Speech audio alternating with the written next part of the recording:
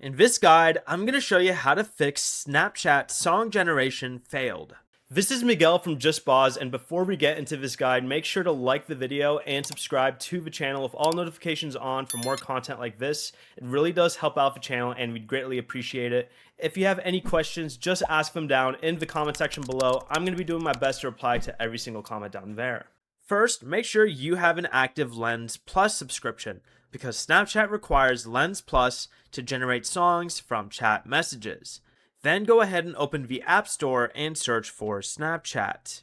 Tap Update if one is available. After updating, reopen Snapchat, then open a chat. Press and hold a message. Tap Generate Song, choose a genre, and try generating it again.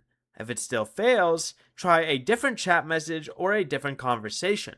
Snapchat notes that chat to song may not be available in every chat or for every account while the feature is being tested.